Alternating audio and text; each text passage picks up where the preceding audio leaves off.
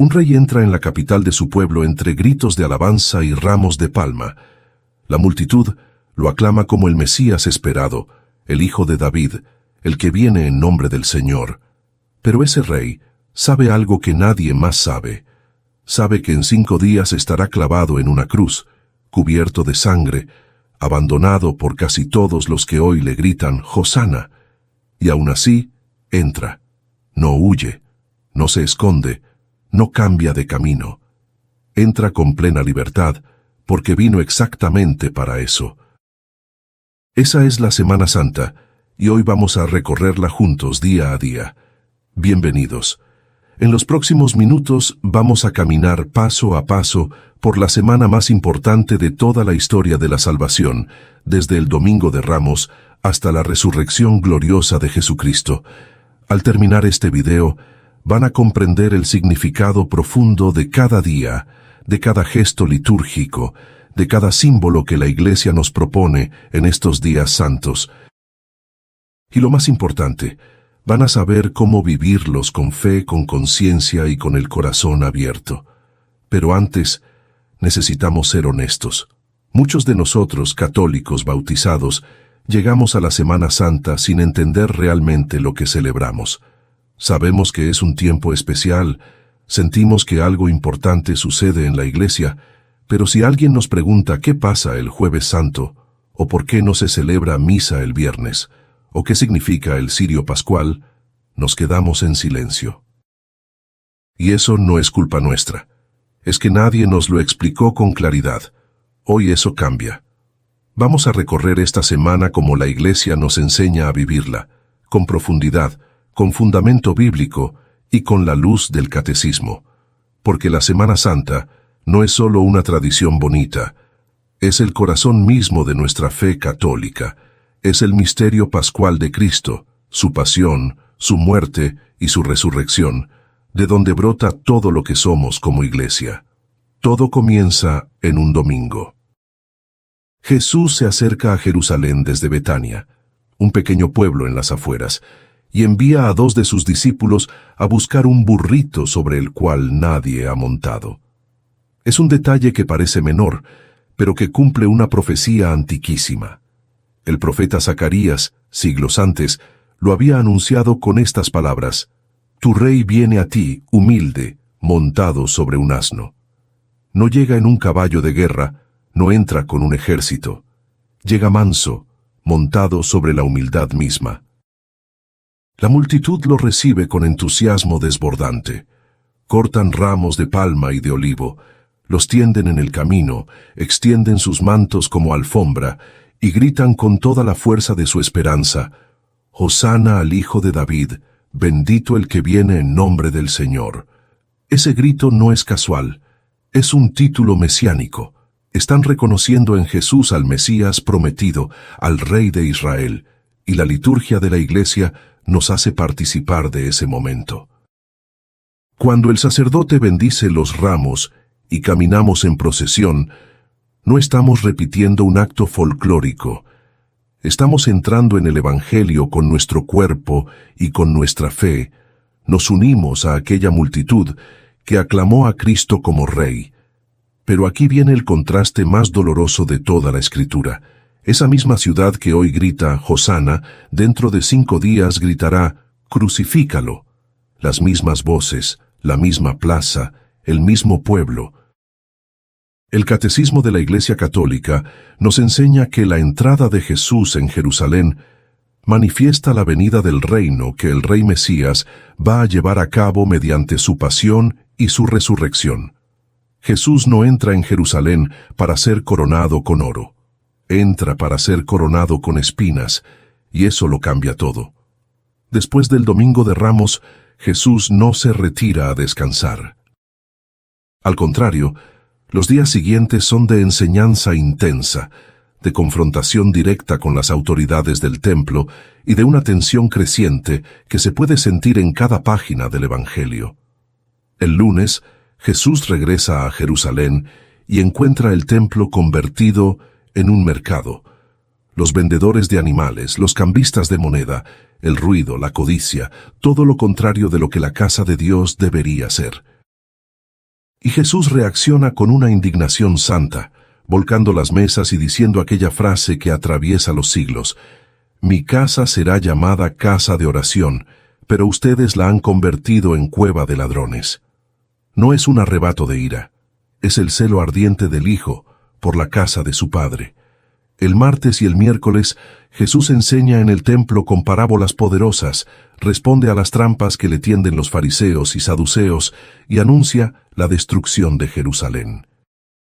Pero en medio de todo eso, se consuma la traición más amarga de la historia. Judas Iscariote, uno de los 12, va en secreto a los sumos sacerdotes y les ofrece entregar a su maestro. El precio acordado son 30 monedas de plata, el mismo valor que el Antiguo Testamento asignaba a un esclavo. Mientras tanto, en Betania, una mujer llamada María unge los pies de Jesús con un perfume carísimo, y Jesús revela el sentido de ese gesto: «Lo ha hecho para preparar mi sepultura». La sombra de la cruz se acerca con cada hora que pasa. Y llegamos al Jueves Santo, el día en que comienza lo que la Iglesia llama el Triduo Pascual, los 3 días más sagrados del año litúrgico. Todo lo que sucede esta noche tiene una profundidad que necesita ser contemplada con calma, porque aquí se concentran 3 acontecimientos que transformaron para siempre la historia de la humanidad. Lo primero que Jesús hace antes de sentarse a cenar es algo que dejó a sus discípulos completamente desconcertados. Se levanta de la mesa, se quita el manto, toma una toalla, se la ata a la cintura y comienza a lavar los pies de cada uno de ellos. Pedro se resiste. No puede aceptar que su maestro y señor se arrodille como un esclavo ante él. Pero Jesús le responde con firmeza: «Si no te lavo, no tendrás parte conmigo». El lavatorio de los pies no es una anécdota bonita. Es una enseñanza radical sobre el servicio, la humildad y el amor hasta el extremo. Jesús, siendo Dios, se arrodilla ante el hombre y nos dice: «Les he dado ejemplo, para que como yo hice, también ustedes hagan». Pero lo más grande de esta noche aún no ha llegado. Durante la cena Jesús toma el pan, da gracias, lo parte y lo da a sus discípulos diciendo: «Tomen, esto es mi cuerpo, que será entregado por ustedes». Después toma el cáliz con vino y dice: «Esta es mi sangre, la sangre de la nueva alianza, que será derramada por muchos para el perdón de los pecados. Hagan esto en memoria mía». Presten mucha atención. Esto no es un gesto simbólico. Esto no es una representación teatral. El Catecismo de la Iglesia Católica, en los párrafos 1337 al 1340, nos enseña que en la última cena, Cristo instituyó el sacrificio eucarístico de su cuerpo y de su sangre, para perpetuar por los siglos el sacrificio de la cruz. Es la misma entrega del Calvario, hecha presente de manera incruenta bajo las especies del pan y del vino. Cada vez que un sacerdote celebra la Santa Misa, no repite la última cena como un recuerdo lejano. Hace presente aquí y ahora el mismo sacrificio de Cristo. Y hay algo más. En esa misma noche, al decir: «Hagan esto en memoria mía», Jesús no solo instituyó la Eucaristía, instituyó también el sacerdocio ministerial. Los apóstoles recibieron el poder de consagrar el pan y el vino, y de transmitir ese poder a sus sucesores. Por eso el Jueves Santo es también el día en que la Iglesia celebra y agradece el don de sus sacerdotes, y en la mañana de este día, en la misa crismal, el obispo bendice los santos óleos, el óleo de los catecúmenos, el de los enfermos y el santo crisma, que serán usados durante todo el año en los sacramentos. Después de la cena, Jesús sale con sus discípulos al huerto de Getsemaní, al pie del monte de los Olivos, y allí comienza la agonía más profunda que un ser humano haya vivido jamás. Jesús se aparta, cae rostro en tierra y ora diciendo: «Padre mío, si es posible que pase de mí este cáliz, pero no se haga mi voluntad, sino la tuya». El Evangelio de Lucas nos dice que su sudor se hizo como gotas de sangre que caían hasta el suelo. no es una metáfora. Es la angustia real del Hijo de Dios ante el peso de todos los pecados de la humanidad. Y mientras Jesús agoniza en oración, sus discípulos más cercanos, Pedro, Santiago y Juan, se quedan dormidos. Jesús les pide: «Quédense aquí y vigilen conmigo», pero no pueden. El sueño los vence. Es una escena que duele, porque nos refleja a nosotros mismos, tantas veces incapaces de acompañar al Señor en su dolor, tantas veces dormidos cuando Él nos pide que oremos. La noche se cierra con el beso de Judas, la señal de la traición. Jesús es arrestado, los discípulos huyen, y comienza el camino hacia la cruz. La noche del Jueves Santo no termina con el arresto. En realidad, apenas comienza el tramo más oscuro de toda la historia de la salvación. Jesús es llevado a empujones hasta la casa del sumo sacerdote, donde lo someten a un juicio nocturno, irregular, lleno de testigos falsos y acusaciones fabricadas. Le escupen en el rostro, lo golpean, se burlan de él. Y mientras eso sucede en el interior de aquella casa, afuera, en el patio, Pedro, el mismo que juró dar la vida por su maestro, lo niega 3 veces antes de que cante el gallo. El Evangelio de Lucas nos dice que Jesús se volvió y miró a Pedro, y que Pedro, al recibir esa mirada, salió y lloró amargamente. Esa mirada no era de reproche, era de misericordia, y ese llanto de Pedro es el primer acto de arrepentimiento de la iglesia naciente. Al amanecer del viernes, Jesús es conducido ante Poncio Pilato, el gobernador romano, quien lo interroga y no encuentra en él culpa alguna. Lo envía entonces a Herodes, que se burla de él y lo deviste con un manto de burla, y lo regresa a Pilato. El gobernador, acorralado por la presión de las autoridades del templo y el clamor creciente de la multitud, ofrece liberar a un preso como gesto de la Pascua judía, y la multitud, manipulada por los sumos sacerdotes, pide que liberen a Barrabás, un criminal, y que crucifiquen a Jesús. Pilato se lava las manos, un gesto cobarde que ha quedado grabado en la memoria de la humanidad para siempre, y entrega a Jesús para ser flagelado y crucificado. Lo que sigue es la Vía Crucis, el camino de la cruz, que la Iglesia nos propone meditar cada Viernes Santo a través de las estaciones. Jesús, ya destrozado por los azotes, carga sobre sus hombros el madero de la cruz y camina por las calles de Jerusalén rumbo al Gólgota, la colina de la crucifixión. Cae una vez, cae 2 veces, cae 3 veces. Se encuentra con su madre, María, que lo acompaña en silencio, con un dolor que ninguna palabra humana puede describir. El cirineo es obligado a ayudarlo a cargar la cruz. La Verónica le limpia el rostro ensangrentado. Cada estación es un misterio de amor y de dolor que la Iglesia ha contemplado durante 2000 años. Porque en ese camino no solo camina Jesús, caminamos todos nosotros con nuestros pecados, con nuestras cobardías, con nuestras traiciones y también con nuestra esperanza de ser redimidos. Al llegar al Gólgota alrededor del mediodía, Jesús es clavado en la cruz. Los clavos atraviesan sus manos y sus pies. La cruz es levantada. Y durante aproximadamente 3 horas, desde el mediodía hasta cerca de las 3 de la tarde, Jesús agoniza suspendido entre el cielo y la tierra, entre el rechazo del mundo y el abrazo del Padre. En esas horas, pronuncia 7 palabras que la tradición cristiana ha conservado como un testamento espiritual de valor incalculable. Padre, perdónalos, porque no saben lo que hacen. Hoy estarás conmigo en el paraíso. Mujer, ahí tienes a tu hijo. Dios mío, ¿por qué me has abandonado? Tengo sed. Todo está consumado. Y finalmente, Padre, en tus manos encomiendo mi espíritu. Con esa última palabra, Jesús inclina la cabeza y entrega su espíritu. El Hijo de Dios hecho hombre muere en la cruz. El Catecismo de la Iglesia Católica, en los párrafos 616 y 617, nos enseña que la muerte de Cristo en la cruz es el sacrificio único y definitivo que supera y lleva a plenitud todos los sacrificios del Antiguo Testamento. No fue un accidente, no fue una derrota. Fue el acto supremo de obediencia al Padre y de amor a la humanidad.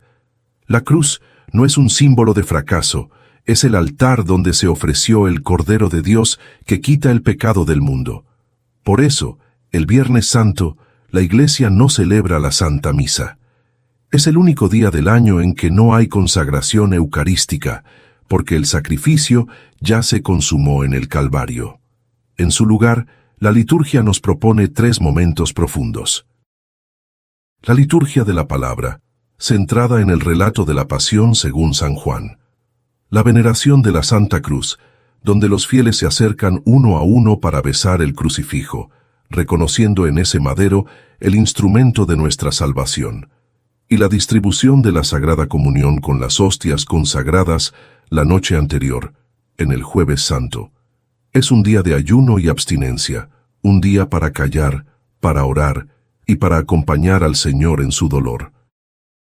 Siempre que sea posible, los cristianos están llamados a dejar de lado el entretenimiento, los compromisos sociales y las distracciones, para dedicar este día enteramente a la contemplación del misterio de la cruz. Y entonces llega el Sábado Santo, y con él un silencio inmenso. El cuerpo de Jesús yace en el sepulcro.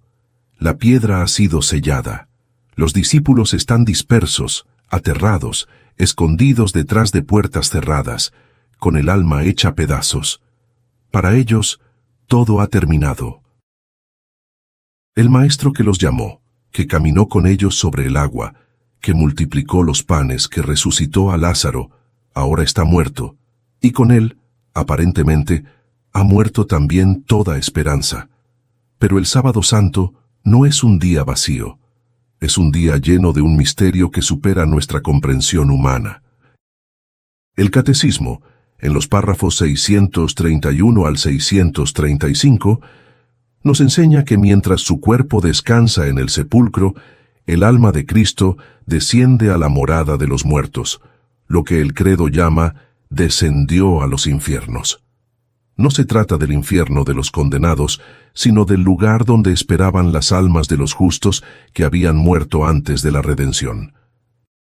Adán, Eva, Abraham, Moisés, David, los profetas, todos aquellos que vivieron en la fe y en la esperanza del Mesías prometido. Cristo desciende hasta ellos para llevarles la buena noticia de que la salvación se ha cumplido y para abrirles las puertas del cielo que permanecían cerradas desde el pecado original. La Iglesia nos pide que vivamos este sábado en oración silenciosa, velando junto al sepulcro, acompañando a la Virgen María, que es la única que mantuvo intacta la fe durante esas horas terribles. Mientras todos dudaban, ella creía. Mientras todos huían, ella permanecía. El Sábado Santo es el día de la fe de María, y por eso es también un día profundamente mariano. Y en ese silencio, en esa oscuridad, en esa espera que parece eterna, algo inimaginable está a punto de suceder. Cuando el sol se pone el Sábado Santo, la Iglesia se prepara para la celebración más solemne, más antigua y más hermosa de todo el año litúrgico, la Vigilia Pascual. San Agustín la llamó la madre de todas las vigilias, y con razón, porque en esta noche la Iglesia vela en espera de la resurrección del Señor, y lo que sucede en esta liturgia es de una riqueza espiritual que no tiene comparación con ninguna otra celebración del año. Todo comienza en la oscuridad. Afuera del templo, en la noche cerrada, el sacerdote bendice el fuego nuevo, un fuego que no existía antes, que nace en la oscuridad como Cristo nace de la muerte. De ese fuego se enciende el cirio pascual, una gran vela que representa a Cristo resucitado, luz del mundo. El sacerdote graba en ella una cruz, las letras alfa y omega, la primera y la última del alfabeto griego, que significan que Cristo es el principio y el fin de todas las cosas, y los números del año en curso. Se insertan 5 granos de incienso, que representan las 5 llagas gloriosas de Jesús, las 2 de las manos, las 2 de los pies y la del costado.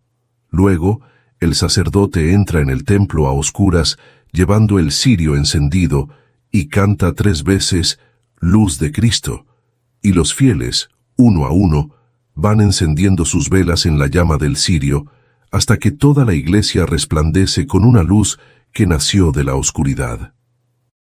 La vigilia continúa con la liturgia de la palabra, en la que se proclaman las grandes lecturas de la historia de la salvación, desde la creación del mundo en el Génesis, pasando por el paso del Mar Rojo, hasta las profecías que anuncian la nueva alianza. Es un recorrido por todo el plan de Dios para la humanidad, que encuentra su cumplimiento en la resurrección de Cristo. Después viene la liturgia bautismal, donde los catecúmenos, aquellos que se han preparado durante largos meses, reciben los sacramentos de la iniciación cristiana, el bautismo, la confirmación y la Eucaristía. Y todos los fieles renuevan sus promesas bautismales, diciendo una vez más que renuncian al pecado y que creen en Dios Padre, Hijo y Espíritu Santo. Finalmente, llega la liturgia eucarística, y por primera vez en 40 días, la iglesia entera canta el Aleluya. Ese canto que estuvo en silencio durante toda la Cuaresma, ahora estalla con una alegría que viene de lo más hondo de la fe, porque Cristo ha vencido a la muerte, y amanece el domingo de Pascua. El sepulcro está vacío. Las mujeres que fueron a ungir el cuerpo de Jesús al amanecer encuentran la piedra removida, y a un ángel que les dice, «No está aquí, ha resucitado». María Magdalena corre a avisar a los apóstoles. Pedro y Juan corren al sepulcro y lo encuentran vacío, con los lienzos doblados. Y entonces comienzan las apariciones. Jesús se aparece a María Magdalena, a los discípulos de Emaús, a los apóstoles reunidos en el cenáculo, a Tomás que no quería creer hasta meter sus dedos en las llagas. Cada aparición confirma la misma verdad. Jesús de Nazaret, que fue crucificado y sepultado, está vivo. No es un fantasma, no es una ilusión, no es un símbolo. Come con ellos, habla con ellos, les muestra sus heridas. Ha resucitado en cuerpo y alma. San Pablo lo dice con una claridad que no deja lugar a dudas en su primera carta a los Corintios, capítulo 15, versículo 14. Si Cristo no resucitó, vana es nuestra fe. La resurrección no es un detalle más de la vida de Jesús. Es el fundamento absoluto de todo el cristianismo. El Catecismo, en los párrafos 638 al 655, nos enseña que la resurrección de Cristo es una verdad histórica y trascendente, atestiguada por testigos que dieron su vida antes que negar lo que habían visto.